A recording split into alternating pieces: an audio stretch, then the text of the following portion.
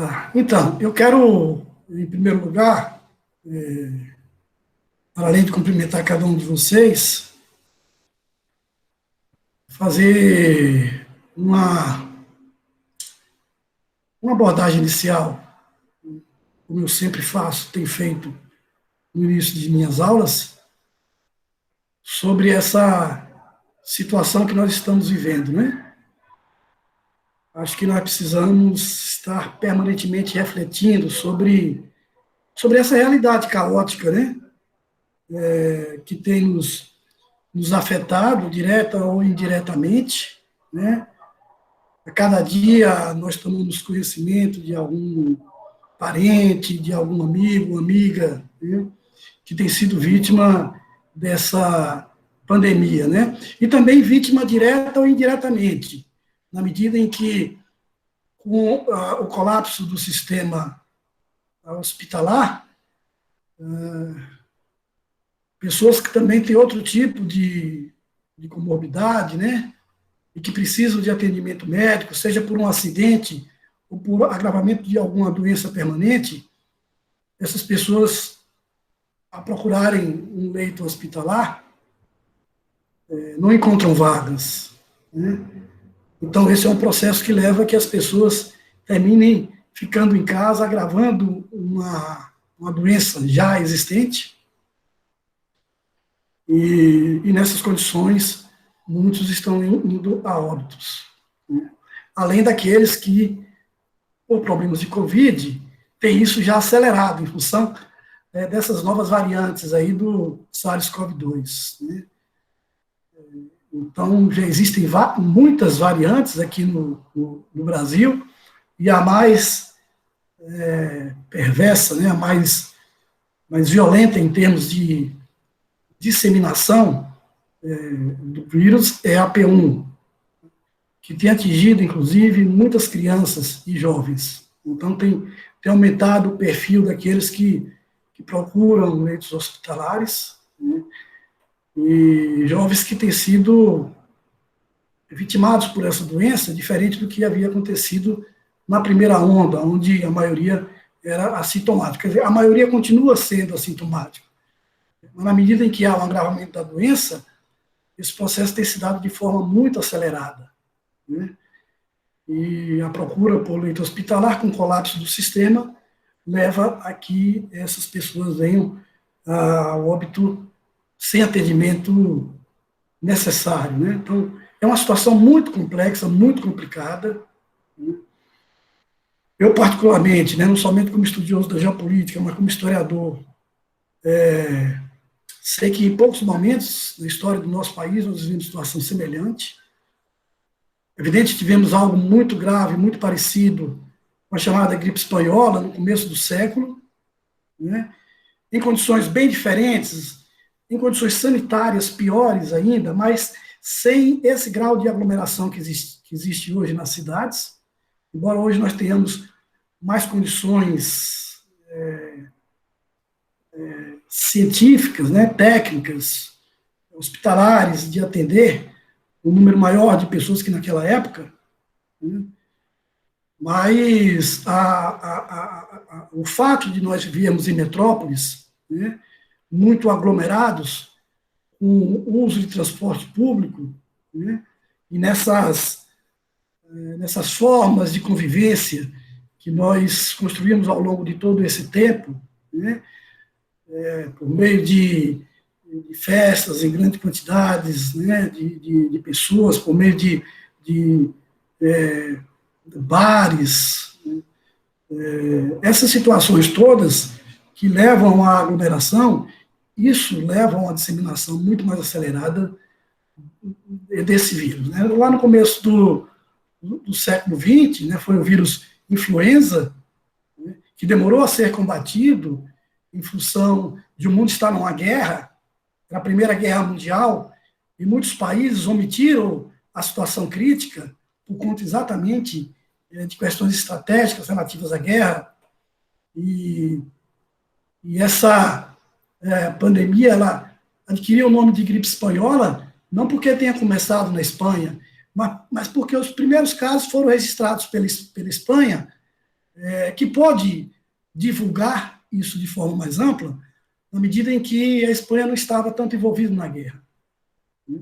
Mas os demais países só foram lidar com essa doença após o final da guerra, né? Em um momento em que a disseminação ela já estava acelerada, acentuada. Aqui no Brasil ela chegou por navio, né? E rapidamente se alastrou pelas principais capitais, né? E levou a uma quantidade muito grande de mortos. Toda a mortandade levada a efeito pela gripe espanhola, não há uma precisão, né? Mas varia as avaliações, né? De que teria sido entre 50 milhões e 100 milhões de mortos, né? Portanto, uma quantidade muito maior do que aquela que hoje essa pandemia que nós estamos vivendo já atingiu, né? O que nos deixa mais em alerta ainda, porque a possibilidade de aumentar o número de mortos, ela é real, em função de todas as circunstâncias, e principalmente agora, e os estados abrem leitos de hospitalares e de UTIs, e não são suficientes, né? E chega-se a um ponto que não há pessoal técnico habilitado em condições de atender toda essa demanda. Então, a situação ela é absolutamente muito grave, né? Para além disso, a maneira como essa pandemia ela foi tratada, né? Então, ela foi politizada desde o começo, aqui no Brasil principalmente, mas não só aqui no Brasil, isso aconteceu em outros países, né? Nos Estados Unidos, isso aconteceu também, né? Hungria, no Reino Unido, né? O Reino Unido conseguiu reverter isso muito rapidamente, até porque o chefe de governo lá foi infectado, hospitalizado, ficou 2 semanas sob tratamento, e quando saiu do tratamento ele mudou bastante a postura que tinha inicialmente, né? Mas, evidentemente, já tinha se alastrado, né, o vírus pelo Reino Unido, né? E aqui no Brasil isso se estende até hoje, né? Não houve uma mudança substancial, né, na postura do governo em relação à maneira de atacar, né, as causas, né, ou aqueles fatores que são importantes para evitar a disseminação acelerada do vírus. Então, isso não foi feito na primeira onda, isso não foi feito no intervalo entre a primeira e a segunda onda, apesar de vários alertas de diversos pesquisadores, médicos, cientistas, né? Eu tenho acompanhado muito as declarações aí do neurocientista Nicoleles, né? Ele, no final do ano, ele já falava isso e continuou dando entrevistas, alertando que nós poderíamos chegar a um ponto em que teríamos, em média, mais de 3 mil mortos por dia, né? Ou atingir em um único dia a quantidade de 3 mil mortos. Estamos perto, infelizmente, de atingir esse limite na avaliação que ele fez, né? Portanto, não houve, inclusive, uma aceleração para contratar, para providenciar a aquisição de vacinas, que já deveria ter acontecido no ano passado, né, no final do ano, né? E uma demanda muito grande por vacina, obviamente que os países que saíram da frente, eles adquiriram um volume maior de vacinas, né? E firmaram compromisso com esses laboratórios para que essas vacinas fossem entregues para eles. E esses países estão vacinando em larga escala, né? Israel já vacinou mais da metade da população. Os Estados Unidos agora está acelerando esse processo, né? O próprio Reino Unido, né, também conseguiu no final do ano, e foi o primeiro país, inclusive, a começar a vacinação, né? A China também já tinha feito isso.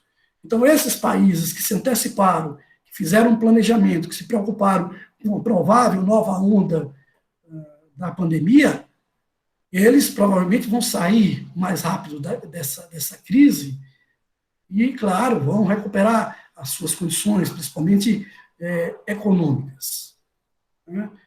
No nosso caso, isso não aconteceu. Nós estamos exatamente nessas dificuldades. O Brasil tem se tornado um laboratório para a disseminação de novas variantes, né?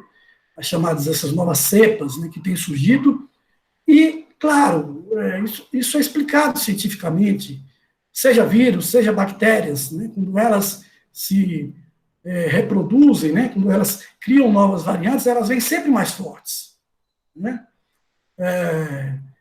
Portanto, as condições agora de atacar, elas são muito mais difíceis, porque nós estamos lidando com variantes cuja aceleração do processo de contaminação é muito mais rápida.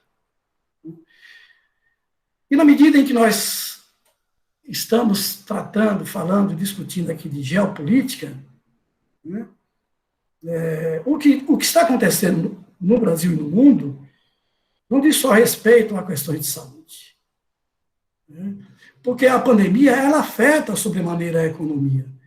O que nós temos hoje de possibilidade de reduzir o contágio é o distanciamento social e, em muitos casos, o lockdown, né? Aqui no Brasil se discute muito lockdown, né? As pessoas se opõem ao lockdown, à medida que os governadores estão tomando algumas atitudes, né? Visto que o governo central, né? O governo brasileiro, tem se omitido nessa questão. Mas aqui no Brasil não tem tido lockdown. Em um outro caso, né? Acho que Araraquara, agora algumas cidades do interior de São Paulo decidiram pelo lockdown, né? O que existe são restrições, porque o lockdown ele para tudo, né? Ele imobiliza praticamente toda a sociedade, né? Deixa exclusivamente aqueles setores que são sensíveis e necessários, né? Para garantir a continuidade de nossas vidas, né? São os chamados serviços essenciais, né? O lockdown aconteceu no Reino Unido, né? Aconteceu em Israel, né? Aconteceu em partes da Itália, em partes da China. É fato que alguns países, como o Brasil, de dimensão continental, é muito improvável que se decrete lockdown, né, em todo o território nacional. É muito difícil de isso acontecer, né? Mas é importante que isso seja feito regionalmente, né? Em determinadas situações, onde há um agravante maior, e onde, a partir daquele agravante, pode acontecer disseminação para outros estados. Isso aconteceu no Amazonas. Não houve lockdown no Amazonas, a variante P1, que surgiu no Amazonas, se espalhou pelo Brasil. Então, nós temos hoje, o próprio Ministério da Saúde reconhece que o epicentro hoje é a região sul. Então, seria necessário um lockdown nessa região ou em alguns estados ali, exatamente para evitar a disseminação do vírus, né? Tanto internamente, no estado, quanto externamente, para que essas novas variantes não circulem no território todo, né? E não gerem uma situação de agravamento do colapso hospitalar. Mas isso não tem acontecido. E os reflexos disso vão ser ruins, tanto em número de mortos, como na demora para recuperar a economia. E por mais estranho que possa nos parecer, pelo menos quem tem essa avaliação de que o distanciamento, né, é a medida mais importante, o governo federal acabou hoje, né, de entrar no Supremo Tribunal Federal para se opondo a medidas de restrições que foram tomadas em 3 estados, na Bahia, no Rio Grande do Sul e no Distrito Federal, né, sob o argumento de que esses estados estão usurpando ações que seriam constitucionalmente restritas ao governo federal, né. Ora, se o governo federal não toma essa atitude, o STF já definiu que os estados e municípios podem também fazer isso, né? Mas é absolutamente estranho que isso esteja sendo feito ao contrário de tudo que está acontecendo em boa parte do mundo. Não são todos os países, evidentemente, que estão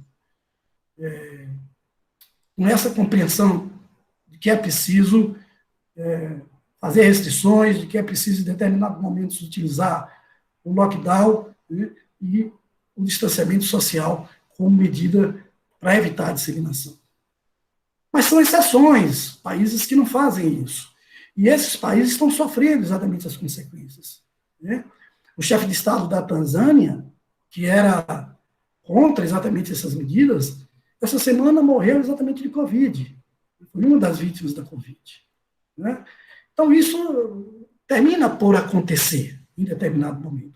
Porque se você não toma essas atitudes, evidentemente, o número de mortes que vai atingir uma quantidade cada vez maior também desses dirigentes que são, digamos, negacionistas, né, e se mantêm ali livre para que o vírus possa contaminá-los. Foi muito estranho essa decisão, mas em todo o resto do mundo, seguindo as orientações de médicos e cientistas, essas são as medidas necessárias.